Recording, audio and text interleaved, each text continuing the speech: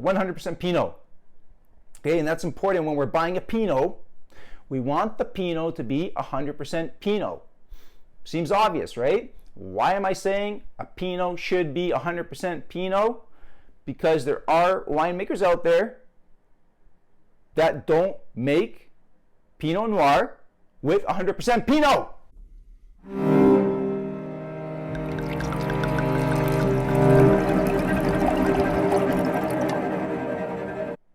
Okay, so here we go. LCBO wines on sale for the month of April. We have about 18 of them. We're gonna review them from lowest to most expensive. Okay, here we go. Wine number 11. So we are leaving Spain. I'm sorry to leave Spain. I like to stay in Spain because where we're going next, I don't want to go there. I don't want to go there. This is where we're going, but I don't want to go here. But I'm going to do it for you guys. We're going to USA. Meiomi. Pinot Noir is what they call it. Made in California. The price, $22.95, $2 off right now. Please don't buy this wine. Please don't buy this wine. I've tried the wine before. Okay, I'm never gonna say, buy something, don't buy something if I haven't tried it, at least once. But most of the wines, multiple times. Okay, this guy, vanilla, jam, strawberry, vanilla. It almost to the point where it's like, it's almost chemical, like fumes, like it's like a paint. These vapors of vanilla, it's so ridiculous. This is not a wine. This is not a wine. This is a drink. This is a beverage. Okay. Yeah, if you want to drink a beverage, if you want to have a drink, maybe with like a strawberry shortcake sundae. Okay, maybe even want to chill this guy to 12 degrees and have it with a sundae. I don't know. Okay, then yeah, this is the wine for you this is the drink for you if this is what you like. Okay, for me, I don't classify this as a wine. Does it have its place in the world of wine? Yes. Okay, and where could this guy have its place in the world of wine? Let's say, someone doesn't like wine at all. If this is their entry into the world of wine, if they start exploring and expanding their palate because, other wines are too acidic, they're too tannic, they're too dry, too savory, they're mouth puckering. And if they have this Meiomi and they like it, maybe the Meiomi can lead them into a more diverse world of wine, open up their palate, right? As long as they grow away and they move away from this wine, then I'm okay with Meiomi being out there, okay? But for anyone that has a palate for wine, likes wine, enjoys wine, this is a beverage, okay? So that's enough said with this guy. Wine number 12. So where were we? We were here in the USA. Oh, Jose, can you see? And we're looking at Pinot, so-called Pinot, but now we're looking at a real Pinot. Okay, this is a real Pinot. We are looking at Erath. This is Erath, Pinot Noir. He's coming from Oregon. Price point on this guy, I believe he's $24.95, and he's $3 off right now. Okay, so this is a real Pinot. This is 100% Pinot. Short amount of time in French oak, maybe about 6 months in French oak. Okay, what are we getting on the palate with this guy? Your classic Pinot, okay? So no big vanilla bomb, okay? You're getting a little bit of cherry, you're getting a little bit of cranberry, a little bit of strawberry, a little bit of beetroot, a little bit of earth, a little bit of mushroom, nice little touch of some sweet fennel in there, anise fennel, okay? And that's what you're getting. Nice, delicate wine, nice acidity, silky smooth tannins, delicate wine, delicate food.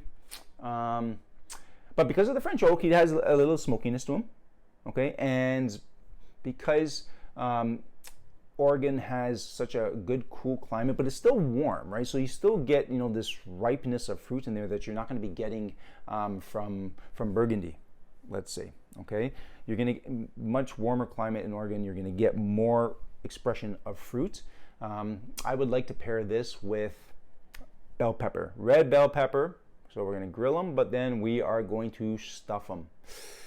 And we're going to stuff him with a smoky sausage, okay, but then we're going to complement that with some goat cheese. Okay, so we get the meaty smokiness connecting with the smokiness in the wine, and then the acidity from the wine is going to be balanced by the goat cheese. Okay, awesome, can't go wrong. Go get it. Okay, so now we're on wine number 13, and we're leaving the USA and we're back to Australia. Okay, and this is not something that to laugh about. Okay, we don't want to be laughing about my bad Australian accent. We're looking at the Jester, okay? The Jester by Mitolo. Again, now this is a wine that you can't laugh about. This is a serious wine. Take this wine seriously. Awesome wine. $24 down to $22.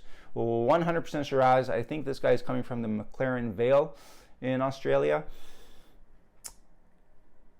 18 months. 18 months in oak. Combination of French and American. 60% French, 40% American. 60 and 40 give you 100. What's in the glass? Prune, dark cherry, and then you get this nice, there's like a little bit of a black olive in this guy, okay? And there's these nice spices come through from the oak. I don't know if the oak is seasoned oak or not, but 18 months, that's a year and a half, right? So that's a lot of time. You're picking up on clove, you're picking up on cocoa, even a bit of licorice in there too. Okay, so very, very ripe and full-bodied wine. Full body, full tannins, big tannins. I know what I'm going to pair with this guy. So your steak Florentine, but we're not going to just stop there. Okay, and we're not going to put we're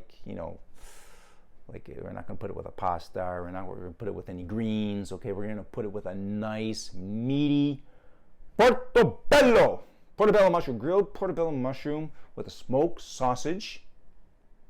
And we need a cheese, high fat cheese. I think a smoked Gouda will go nicely here. Okay, so your portobello, smoked sausage, smoked Gouda. Yeah, steak Florentine. Wine number 14. It should be here. Tawse. I remember when we visited the winery, I'm like, where are you going next? Oh, we're going to go to Tawse. Where? Tawse. Pinot Growers Blend. Niagara Escarpments. So had this wine quite a few times. Visited the winery quite a few times. Excellent experience every time we go to the winery. Awesome hospitable staff. Excellent service for the tastings, whether you're doing ice wine, you're doing any, they're really good, and nice heavy-handed pours. Go visit. $24, $22, $2 off. 100% Pinot.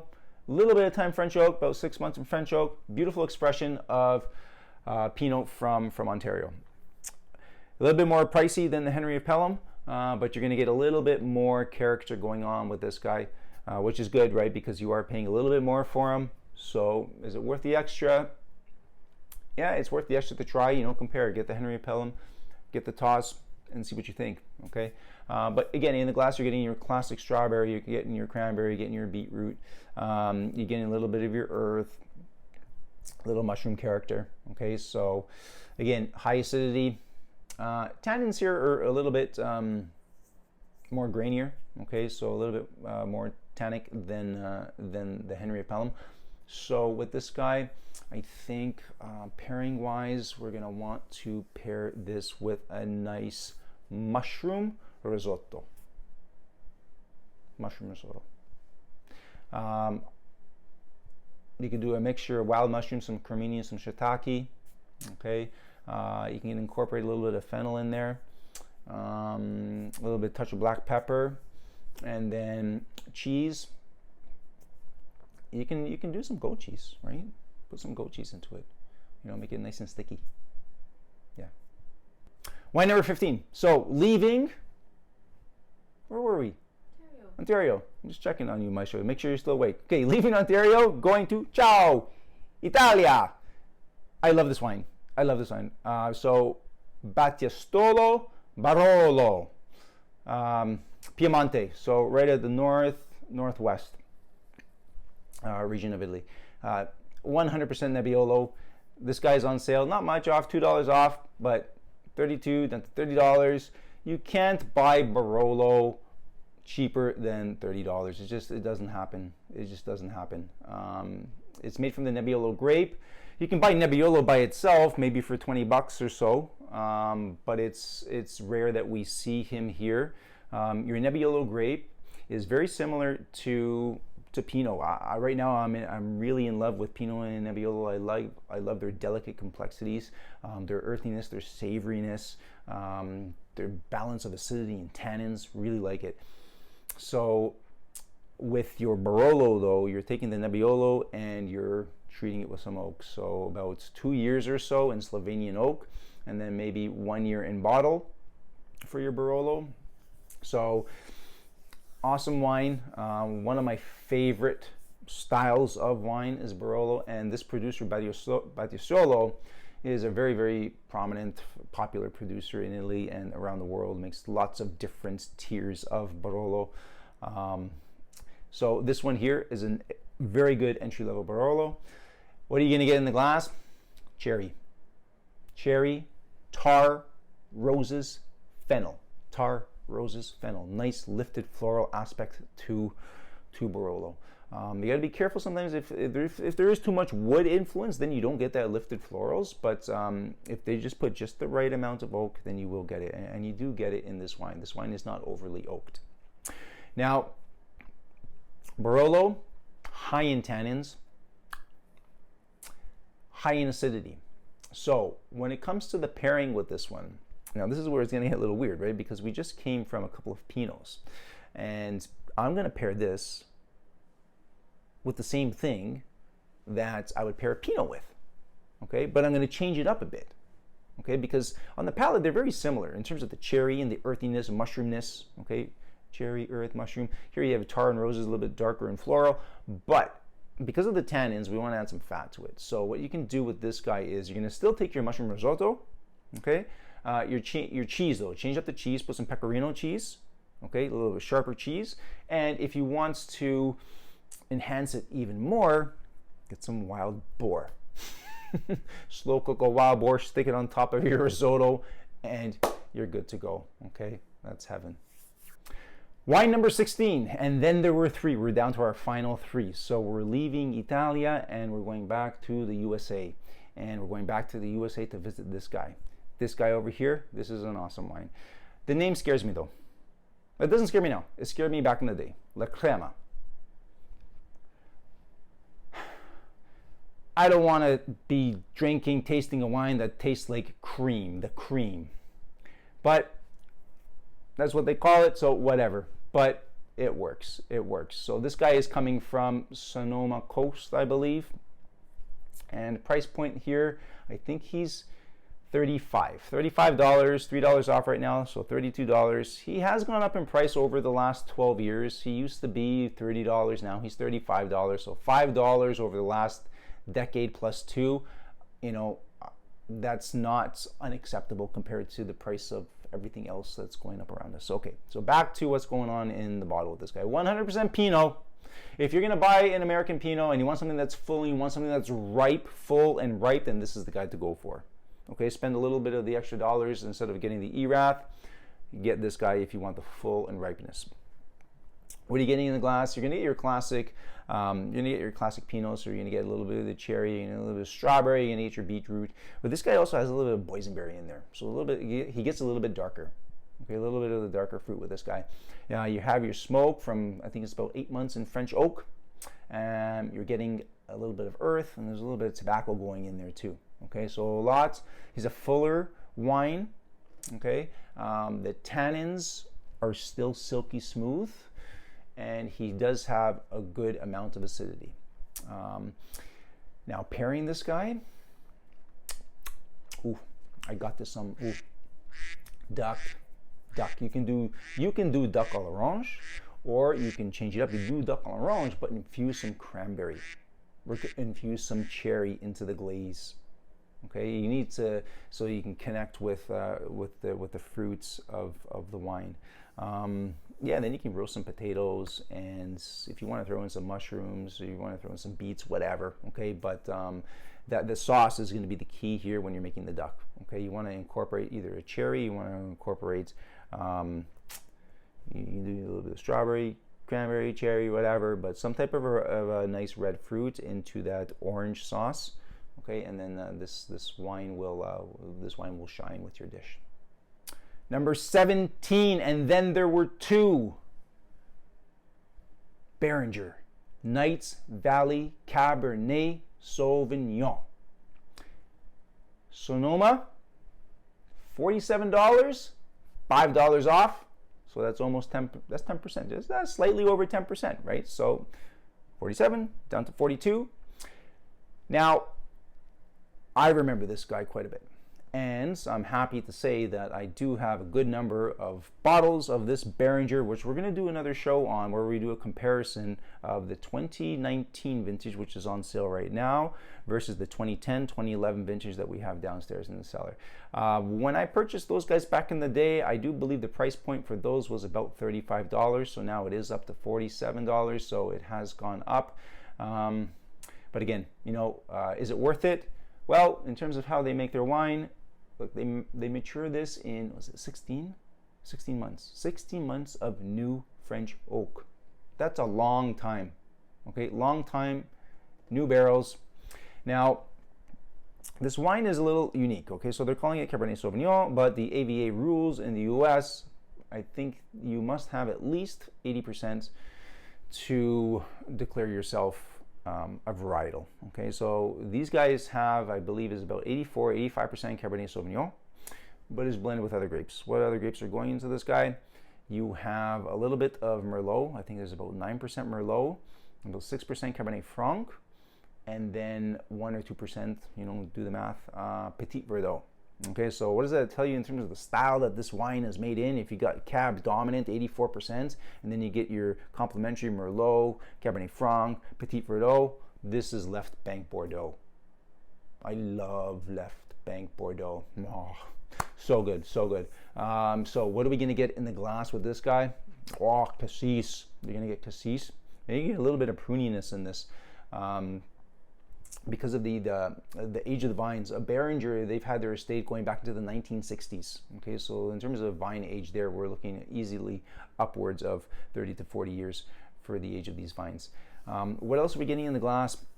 We're getting these nice tertiary things happening. So you get your little bit of pencil shavings, and you get your graphites, you get some licorice. There's also like a little bit of black olive that's going on there. So crazy. This is like,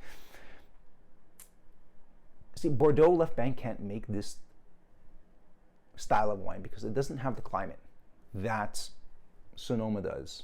Okay, the warm climate gives you this big, brighter, riper fruits that they can't recreate in Bordeaux. But now with climate change, who knows what things are going to be looking like in Bordeaux over the next few years.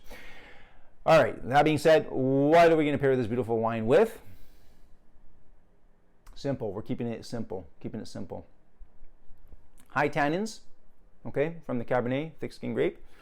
So we want something with fat. Prime rib, carrot puree, roasted potatoes. Good to go. Okay, here we go. We made it. We've made it. I hope you're still with me, everybody. So remember, as you're watching, please comment on any of these wines. Let me know if you've tried them. Let me know how much they cost. Let's keep the wine conversation going. And we saved the best to last. And I really mean the best to last. I really do like this wine a lot. I have this wine in the cellar going back from the 2004 vintage, and I have every single year up until the 2017 that is out right now. Okay, so this is a favorite of mine. Even though he's entry level, it's so much fun to see how this wine changes over time. Okay, it's fun to see how any wine changes over time. Okay, I'm babbling. You want to know what the wine is? Okay. I'm going to put them here, and I'm going to put them here. I'm going to put them in both. I'm going to put them both. Okay. Castel Giocondo. Okay. Brunello del Montalcino. Blue label, little horsey guy, and looks fancy. Okay, whatever. Again, entry level Brunello, but done well. Okay, done well. Coming from a reputable producer. What can I say about this guy? He's $5 off. Okay, so awesome time to get him. the price of this guy hasn't changed that much, okay? Back in the day, so going back to the 2010, this guy was going for about $45. 45, 48. So he's gone up a little bit, yeah, but it's worth it. It's worth it, okay? 3 years in Slovenian oak, 2 years in bottle. So again, you get your 5 years of aging before, you know, this guy can be sold and they can start getting some money back from this wine. So it's worth the price. 100% Sangiovese Grosso is what is in the glass here. On the palate, what are you going to get in this $50+ wine now on sale? You're going to get your cherry.